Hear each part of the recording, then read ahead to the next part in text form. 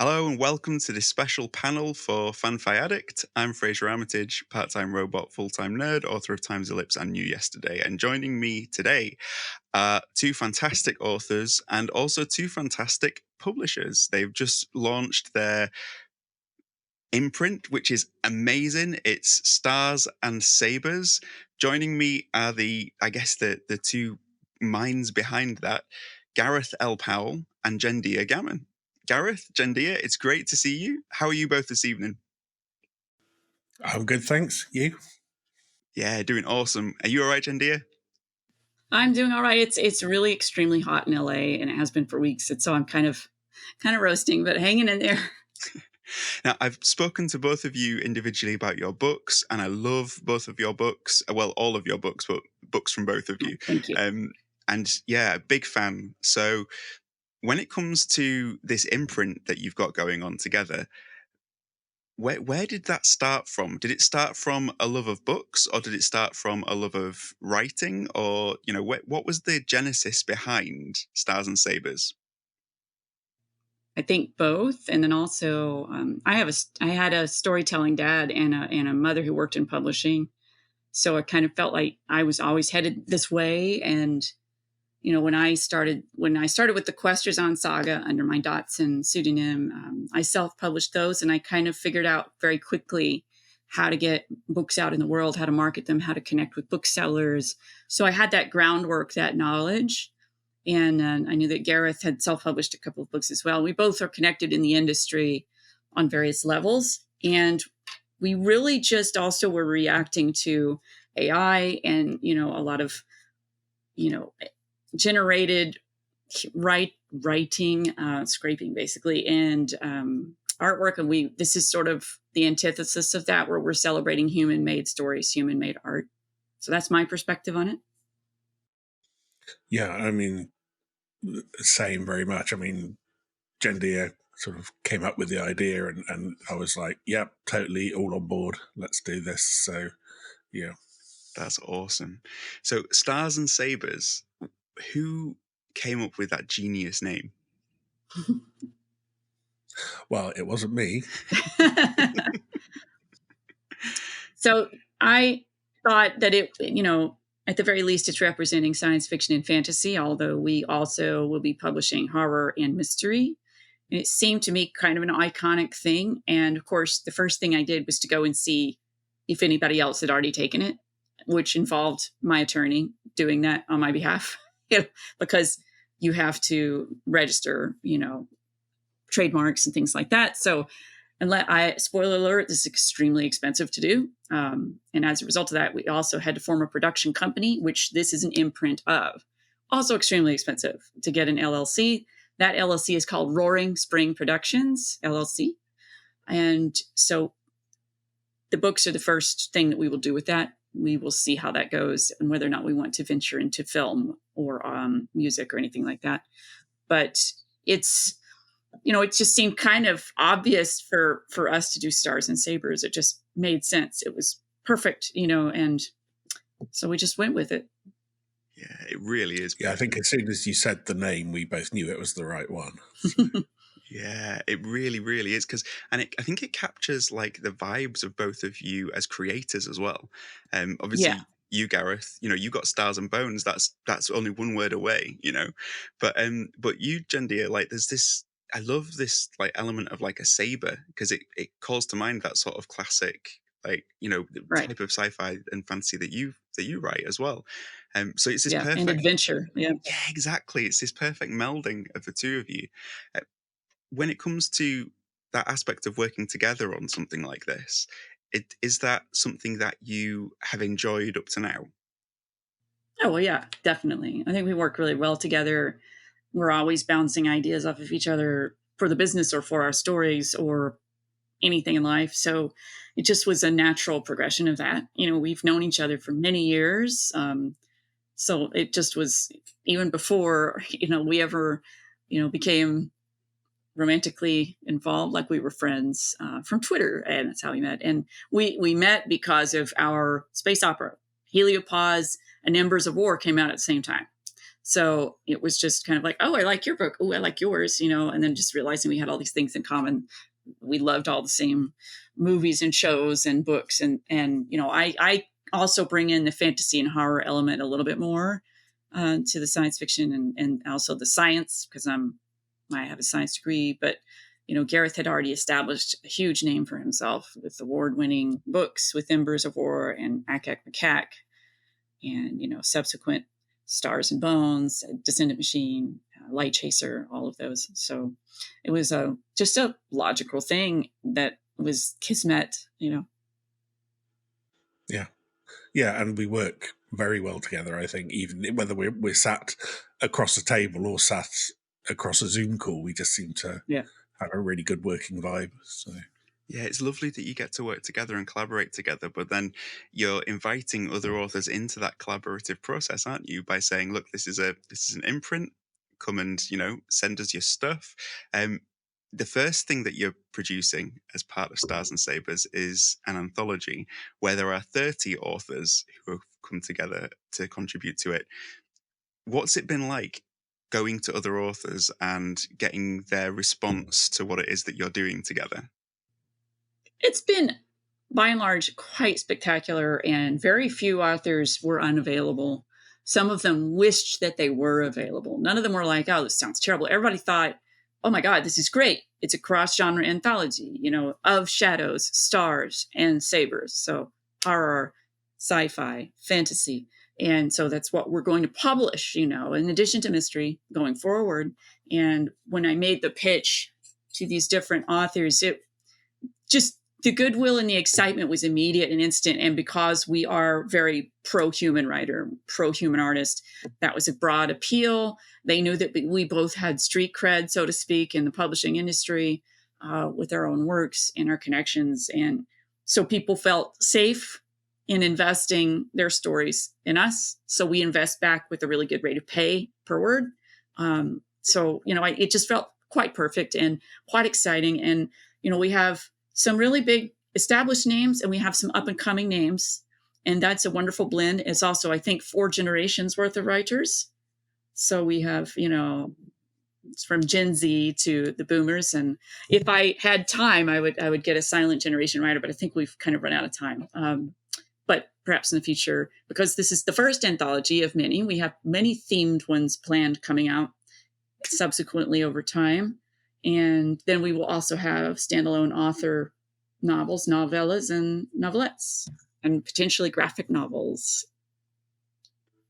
It's also been really fun to be the first people to read new stories by some of these great writers like Adrian Tchaikovsky and Jonathan Mabry and so on. So that's Stark Holborn. Yeah, it's just crazy. Yeah. It's so cool. It's like opening a present every time we're editing these stories. That's great. And you've got such a great list of authors. I mean, we could just spend forever just talking about them, couldn't we? There are we could. Yeah. We really could. Yeah. And that might be a fun call to do one day, is to get some of us together as we get closer to the celebration and the opening, the release of Shadow Stars and Sabers in early next year. It would be really fun to do kind of a meet and greet, like here are some of our authors, whoever can join, and they can say what their story is in a brief summation. I don't know, something like that would be a lot of fun as part of the launch. Yeah, that would be great. I think what Jendia was saying earlier about us having been in the industry a while between us is we've met all these people, we've made these connections, we know these authors, they know our work, we know their work, and so it's just been fantastic just to be able to kind of, rather than if we were just, for instance, starting a press from scratch with no experience, then we probably wouldn't have attracted half of these names, but it's because we've worked with some of them and so on that we've been in a really good position to do this. The time is really right for this. Yeah. Right. And then also I had happened to interview several of them on both of my YouTube channels. So that was a little, if people went digging, they would probably have figured out, oh, that person's going to be in the anthology, because I think I invited almost all of them, and those who haven't yet will probably get invited to the future ones. And it's a really interesting. So one of our writers basically was like knocking on our window, because I hadn't considered him, and I was like, wait, what? An Emmy-winning writer wants to be part of this anthology? Well, Of course. That's David Quantick. So that was hilarious. And then a lot of people have messaged me and at different stages of fame and career and been like, hey, can I be part of this? And I'm like, well, we've got this, but we've got something else coming down the line. And, there might end up being 31 or 32 authors. This is a really funny story. There was a big sci-fi name and I had invited this person and I was like, hey, you remember me? He's like, of course I remember you. And congrats on your Nebula nomination, all this stuff. So that was really fun. But I said, well, here's the situation. Here's the guidelines. If you have something, we'd love to have a story from you. So he writes back a few weeks later and goes, well, I've written something, but it's like twice as long as your requirements. And it ticks off all the boxes you didn't want. So I don't know if you still want it or not. I said, well, no, I can't say yes to that because it doesn't fit the guidelines. I said, but if you come up with something else before the deadline, please send it to us. And otherwise, let's maybe revisit it in the future. So I can always say to anybody that we decline, well, we also declined somebody pretty big. That was hilarious. And so that was a hoot. And then also someone who thought they weren't going to be available for various reasons has since messaged and say, hey, I think I'm available. And I'm like, oh, yay, great. So, and this is so exciting because they're from all over the world. And it's just a delight. It makes me happy just thinking about it. And then the artist, Niall Grant, making this gorgeous art. And I kind of kept it secret from most of the authors, except some who were super, local or whatever. And I was like, show them on my phone, like, want to see how it's going? But then we revealed it the other day. That was the first time most of the authors had seen it. And the reaction was just, they're excited. We're excited. Everybody's excited. So it's all just so much fun. We're having a blast with this. We also had one author who didn't think they were going to be have time to do it, and then they saw how it was going, got FOMO, and came back to us and said, "Oh, actually, yes, I think." Yeah. Oh, that is so cool. I love that you're getting such support from authors, and I think it's largely down to a couple of things that you've mentioned already. Jendia, you mentioned about the pro-human aspect, which I think an awful lot of writers are going to especially appreciate. And Gareth, you mentioned about your, the publishing experience that you have between you, which again, an awful lot of writers are going to, appreciate. Are there things that you're bringing, a perspective that you're able to bring running this, based on the experiences that you've shared with other writers in being in the publishing industry? And does that give you a different lens as to how to approach this company as opposed to, say, an entrepreneur who wanted to get into it, who'd never written a book themselves? I think both of us being writers, we've done something like 30 books between us or something. So, we've been on both sides of the table, so we know as writers what it's like trying to get a good deal and a good rate of pay and get trust your stories to be in an anthology that's going to look good. And so we know that side of it, so we know that we can treat them the way we'd like to be treated as writers. So I think we put on our website, we want to be the kind of press that writers trust and readers trust, because we want to do good by our writers and good by our readers. So Exactly. Yeah, that's brilliant. Tell me a bit about the website, because that's something that you've both worked on to build and to make it happen. So yeah, where did the I guess the design for the website come into it? Who had the biggest input, and are you happy with the results? Well, first of all, we're absolutely delighted. It's incredibly beautiful, and that's what I wanted. I said it has to be gorgeous or forget it. And so through my personal author websites, jendiagammon.com and diannedotson.com, I have for years worked with Dash Creative Group out of Tampa, Florida. And I go to them not only for web design, but for social media banners, for logo design. And in fact, the process for designing the actual logo for Stars and Sabers was an incredibly thoughtful and drawn out situation of mood boards, of meaningful interviews with us. When you look at the symbol with the saber, the planet, the crescent moon, and there's 8 stars in a roughly figure 8 shape. That's for my dad. He loved the number 8. That was his favorite number. He was born on the 8th. He was 88 when he died, actually. So that's for Dad. And he would have loved it. He would have loved it so much. He would have loved the site. In terms of the beauty of the site, like working from that. And you should have seen, like, we had sent in sketches of stars and sabers of all kinds of stuff. And Jeremy Huntington, the logo designer, had also provided that too. And he came up with, finally narrowing it down. And then we were like, that's the one, and he just listened carefully to how meaningful this was for us.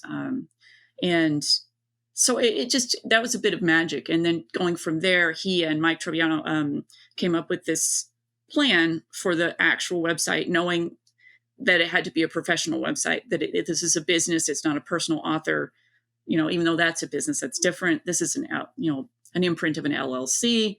And we needed it to be functional. We needed it to be truly professional. And we wanted it to be better than what we saw existing.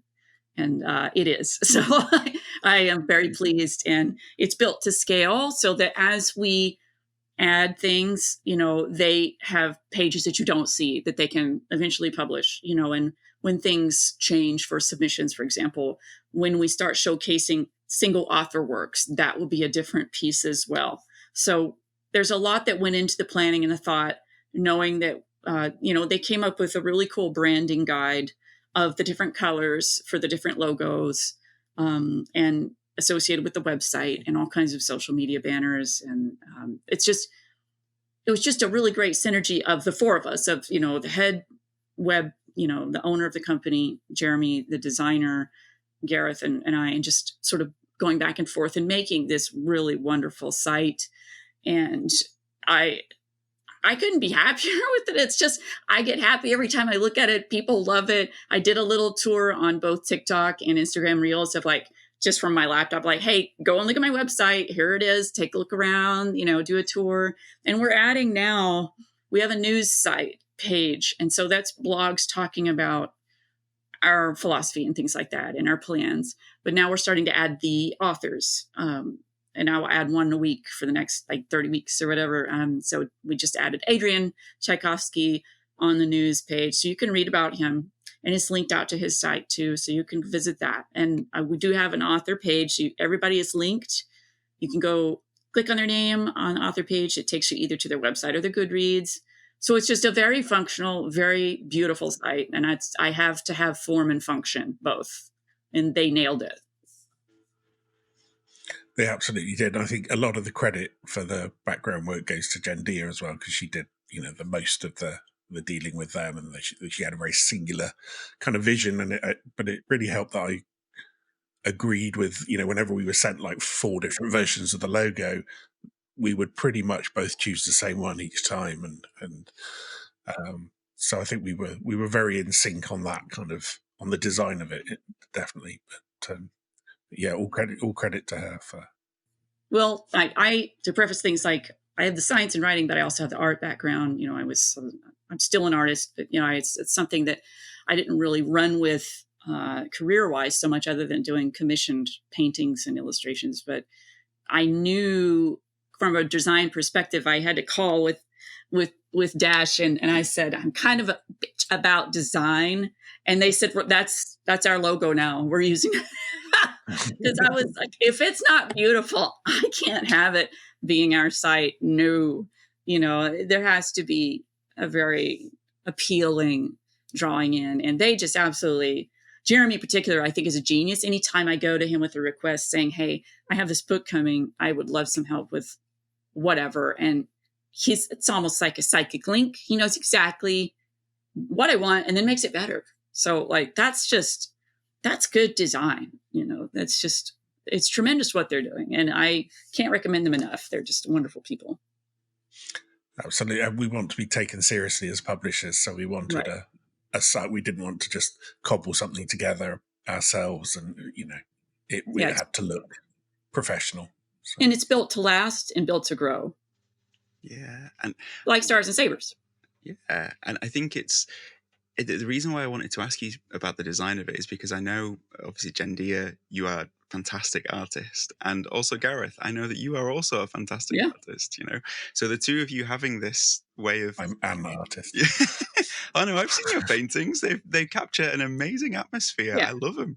And that's what I thought the site did, is that it captured the atmosphere of what Stars and Sabers is about really well. So I was really intrigued as to how much input you both had into it, because I know that that's something that's important to you both. And it seems like that is across the board where this is coming from. You're approaching this about things that are important to you. With it being so personal, is it sort of, does that make it more difficult to view it as almost like a publisher business because it is such a personal project to you? Or does that in a way invest you so much in it that it's like you have to make it work? How does that work when it's something so personal to you both? Well, you know, I think like my dad, you know, was a very huge inspiration on my life. I'm very much like him. You know, traveler, explorer, try to learn everything I can, try to do everything I can, all new skills, and try to master what I can. And I have to think, like, I would have given anything for him to have seen this, because he absolutely would have loved it. It is so something that he just would have been agog over, would have just absolutely adored. Mom would have loved it too. She saw some of the beginnings of this happening before she passed. So, but she was coming from the publisher aspect, you know, having worked for press for many years when I was, and retiring when I was very small. But I kind of just feel like I'm driven partly to honor them, you know, and to honor, you know, we have other storytellers in my family, and Gareth does too. We like three of us, three of my parents' children out of us four are writers, and three of like the Powells are writers. It's kind of uncanny. So it's like this great legacy of storytelling and craft and art that it never has ever seemed so personal that I can't separate it, because I'm able to compartmentalize going, okay, we've done this, and you can see that this is an amalgamation of families and story. But at the same time, we're bosses, you know, I'm driven. I have an idea where I want this to go. I'm helping make it happen. Garrett's helping make it happen. We're also seeking professional advice, making sure we're doing the right things. And it's, you know, there's a learning curve, but you know, it's 2024. We have a lot at our disposal to help us, and connectivity with people around the world who can offer insight. And I think that's incredibly valuable. And as it's so personal, that means we really want it to succeed. So we're not going into this kind of starry-eyed and thinking, you know, if we just build it, they will come kind of thing. We're both pretty level-headed in the business side of it. So. And that's also why we don't want to rush things, that we want the anthology to be our first book. And we would like to start releasing other books, but we cannot afford both, you know, financially, you know, or to let authors down by pushing things too fast, too soon. And we want to do right by our authors and right by our readers and make sure we have this figured out, which, you know, leads to the crowdfunding of getting this up and running, giving an opportunity for contributing donors to have perks, you know, get some really fun things as part of their contribution, or if they just want to support, you know, it's just, even just sharing the links is supporting. You know, we know not everybody can do it financially. I get that. But, you know, it's just been really exciting to see people, a groundswell of support and goodwill across the board. And people are excited. You know, it's a new thing. It's hopeful. And I think we need hopeful right now. I would say the most difficult part is because it's so personal, and it's going to be such a great anthology with such a great table of contents. The hard part has been us kind of thinking, I wish we were putting our own stories in there, because it's going to be great. Which we can. We could do a story a piece if we want to. But yeah, it's just one of those things, like, you know, we're doing the right thing when we're like, man, I want to be part of that, you know? But that also opens the discussion of like the future anthologies and the themes that we've come up with. So stoked. And people are already ready, because I contacted the authors, who've already sent our stories and saying, if you were happy with how this went, do you want to come back? And unanimous, and also we've asked a few other great people in fantasy and horror, and they're going to be on board for future anthologies too. So, and there will be brief open calls for the future ones. Very brief though, because, we're short staffed. We don't have a lot of time. But we would like to have a brief open call for future themed anthologies. Yeah, that is so cool to hear. I feel like because of this being so personal to you as well, I know that you're very good, both of you, at sharing on social media and connecting with people and engaging. So I love the fact that you've not held anything back until the book was ready, or you've not tried to rush the book, to try and get it ready for things. You've just shared it as it's happening with people, and there's such a great transparency about that. It really sort of matches the core of what you guys are like as a couple and as individuals too. Do you ever feel as though, when you're sharing things on social media and when you're sharing these wonderful things with other people, do you ever you ever get used to the nerves of just before you hit the send button?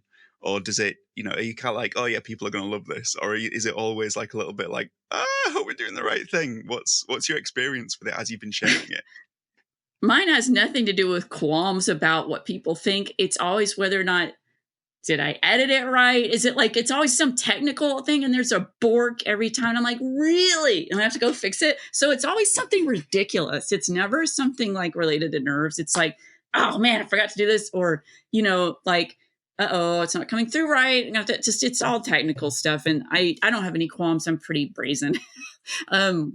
Because at this point I'm like, I don't care. I'm 50. We're doing this.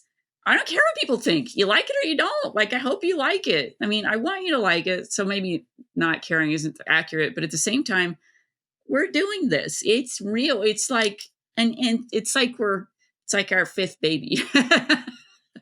It's out in the world, it's happening. Like, you don't have time to think about what will people think. You just make it happen and then you figure it out. Yeah, I've just been really excited, especially with the cover.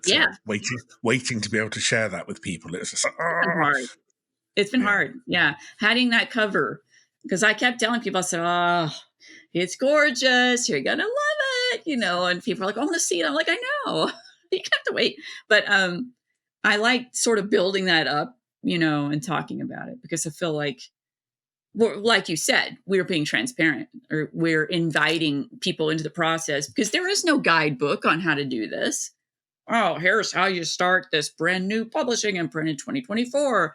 None of that exists. We're, figuring this out as we go. But at the same time, we came with knowledge already. We sought advice. I've sought the advice of small publishers. I've sought the advice of editors of medium-sized independent publisher, I've sought the advice of public relations people, things like this. So, it's not like we're inventing it whole cloth out of a vacuum. Like, we have sought advice. We have done the work, and some of it is the backside of it that you never see or hear about is boring. And like today, I was racing to go and get some business stuff taken care of. That's the boring side. It has to be done.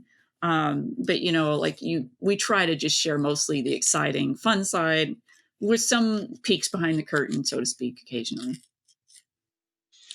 Yeah, I think we kept the name of the social media accounts and the name of the press and the cover of the anthology and the title of the anthology all secret until the launch week. So people knew we were doing this thing. They knew we were getting these authors on board. But I think once we started, we drip fed first the social media, then the cover, then the website, and it was like people are sort of looking at that, saying, "Oh yeah, you're starting a press," and they look at that cover and they think, "Oh, holy shit, you guys are serious," because this is. I work in a bookshop part time, and I showed that cover to my manager, and that was pretty much what she said.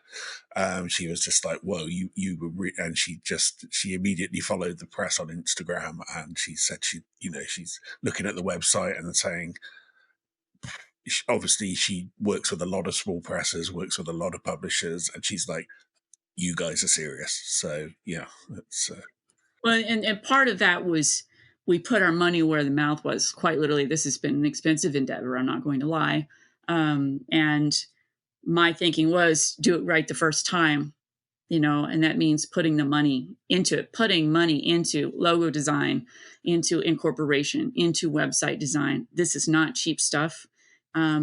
But once it's done, it's done. So, it feels really good to kind of see where the money's gone. And then also the cover, because we paid, Niall Grant, an actual human artist, to make this gorgeous cover. He had clients like Big Five publishers, music industry clients. He's decently known, and I saw his work and I was like, this is who I want, and I feel that way about a lot of different artists. I have several lined up for different kinds of books for the future. I've worked with a lot of artists over the years, commissioning for my own purposes, for promotional art, for my own books. For one thing, because I like to support fellow artists, but also I like to make sure, aside from the financial commissioning of them, I always share who they are and what they do and their socials. I follow this artist, this is what they made. Same thing with Niall, tagging him on the cover reveal. Niall Grant did the art, and I'm going to be featuring him on our news portion of our site, sending him an interview actually later today of how we worked on this cover and what it means. Because when you look at it and the elements of it, absolutely captures everything every genre that we're going to write. And he just a gorgeous job, just flawless. I mean, we've had an interesting process of going back and forth, not only with him, but bringing the Dash creative folks in for their viewpoint, because they had helped me with layout and things like that for the Questrison Saga's newer editions. And they are really good at figuring out, like, in terms of formatting, like what works, what is cleaner, what is, do we want it to be this, whatever. So it's just been that process of creative making. It's just, you can't get that from pressing a button that scrapes somebody else's art. You cannot. It is human invested, and it shows. Definitely. And I feel like the reason partly why this is looking like you guys are serious, and it's obvious to all that you guys are serious, is because your whole ethos about setting this up has all been about, the passion you have for the genres, supporting other artists, supporting other human artists. That kind of thing is infectious. And I know that an awful lot of people are going to want to support you in how to fund this and how to put things together. So tell people a little bit about how they can do that, because I'm sure that after listening to you speaking about how important it is, to you guys, but also to all of the authors involved with this and the future of it and everything, everyone is going to want to support you. So how can they? Well, we have a website, starsandsabers.com. And if you go to the website, in the top menu, books opens up, you'll see Of Shadow, Stars and Sabers, this beautiful new anthology. And there are links in the description for 2 sources to fund it. There is an Indiegogo that runs for 30 days. And then there is a long-going Ko-Fi or Ko-fi connected to my Jendia account. And so either of those would work. They both have really good perks, starting at $5 and going on up much higher. And everybody who sends $5 is in that book, in the acknowledgments. You are part of history of this first ever book from this new publishing imprint. $5, and you're in. And we appreciate you. And then it goes up from there. You get swag at $10 and an acknowledgement. Everybody gets an acknowledgement who donates $5 or more. And then it goes, swag, then it goes ebook and swag, paperback, hardback, and then the perks get, pretty impressive on the higher tiers. And a very few people who donate at a certain level can be named as characters in our future books, mine and Gareth's. So there's very special, though, that the naming is very limited to a few, but anybody can send in that much money. And we've had a few big donors, and it's been really fantastic. We've kept them apprised of the process as well. The people who donate on Ko-Fi or Ko-fi, I update them, every few days with, like, here's what's happening, here's the news, so they know where their contribution has gone. And for that particular fundraiser, that money's gone straight to the authors. Like, just quite literally comes in the door, sign the contract, I pay the author. It's just a constant cycle. So you can feel good about doing that you are actually helping pay an author at a really good rate. So those are two ways to contribute. And also, like I said before, just sharing any of these links on social media with your friends, with your family, that's contributing. You're helping. So if you can't send money in, we know what that's like. We get it. But even just a share goes a long way.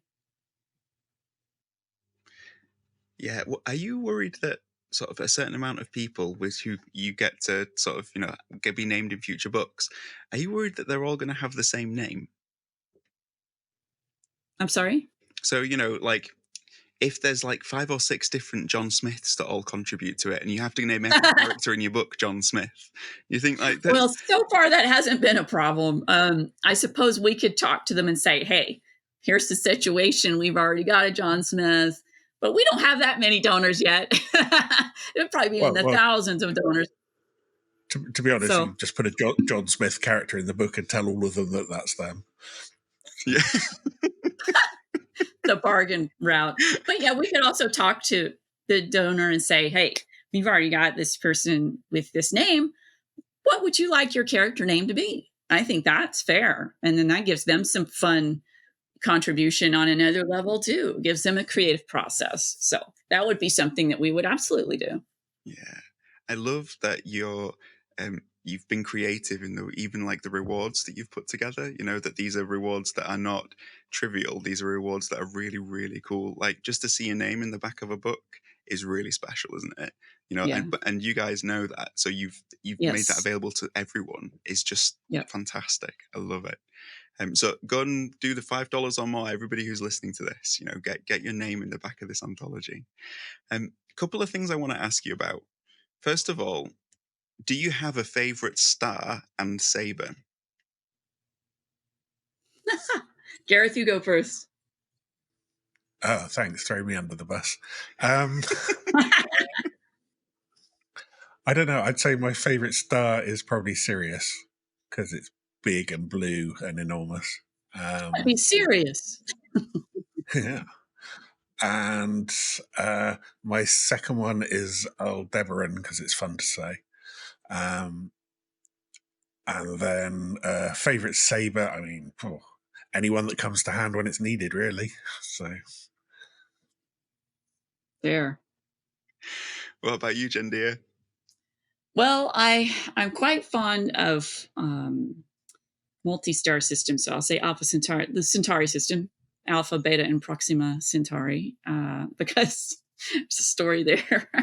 As a kid, I formed my own astronomy club. So astronomy is a big deal to me. This is another part where the Stars and Sabers is sort of perfect. So I had an astronomy club that I would make newsletters for with my own art, and I would have educational meetings with my fellow 10-year-olds, and I would teach them what, a light year was and what star magnitude was. And I even featured sort of a science fiction story about exoplanets around the Centauri system and what creatures might look like. That was at age 10. I've always been a nerd.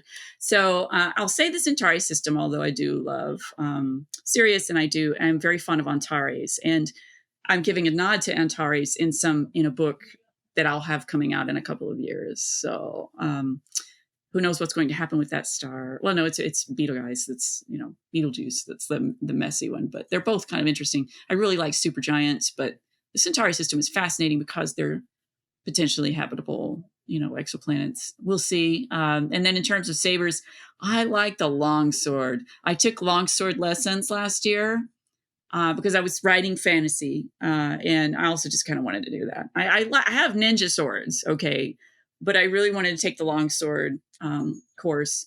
So I would say that that's probably my favorite. I do love a good cutlass, though, and it's sort of cutlass adjacent design for Stars and Sabers.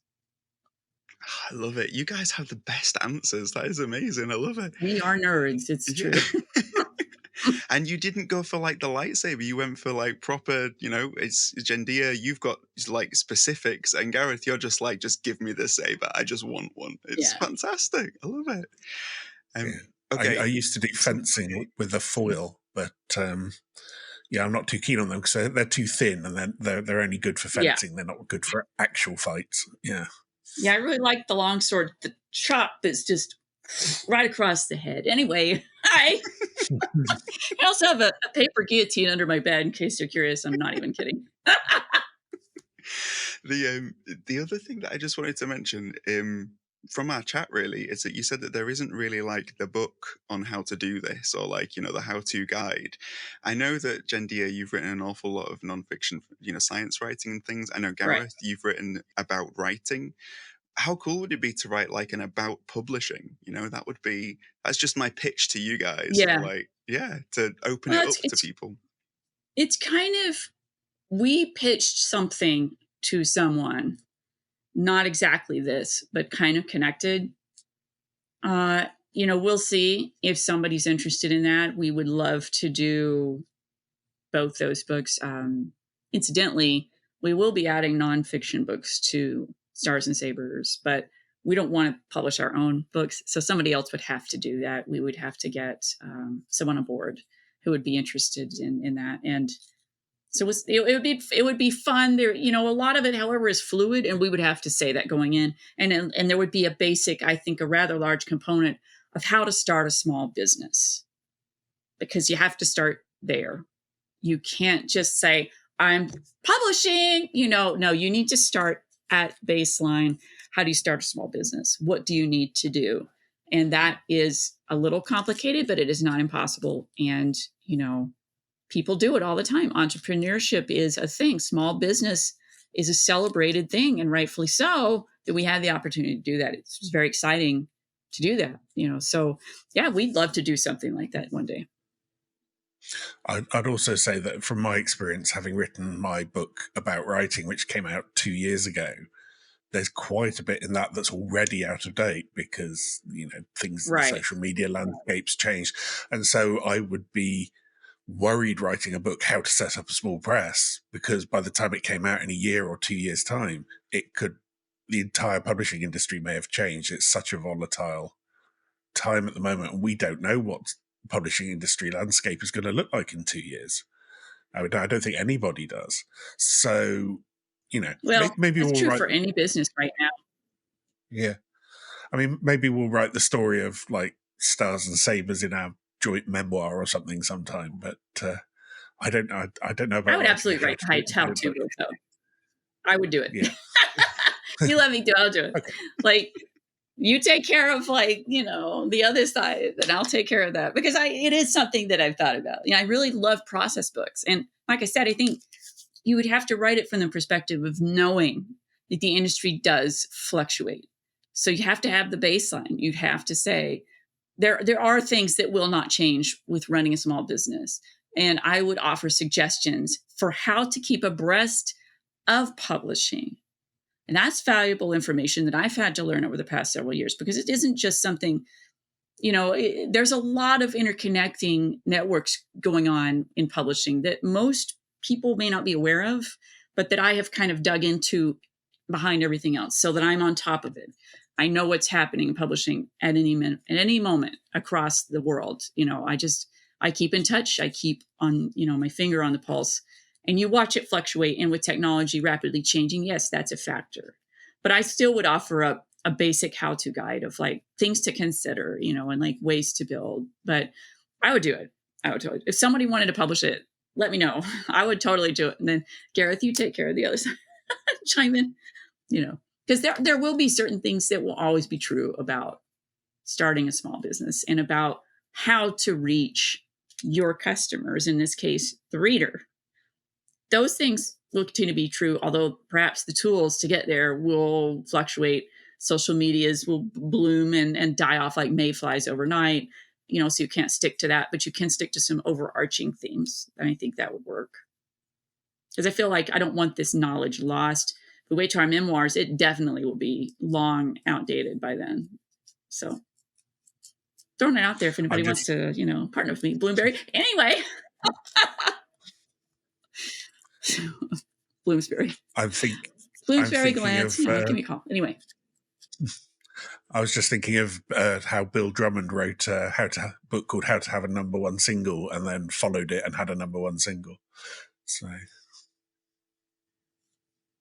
that was the KLF. I feel I feel like I want to congratulate both of you because this launch has been such a great success. And, you know, the fact that you're pouring your passion, you know, out there into the world in such a visible and fantastic way is just something to be applauded. And for any creatives, for anybody who's involved with writing in the SFF industry and community, we're all so excited to see where this is going and to see, you know, what the future of Stars and Sabers.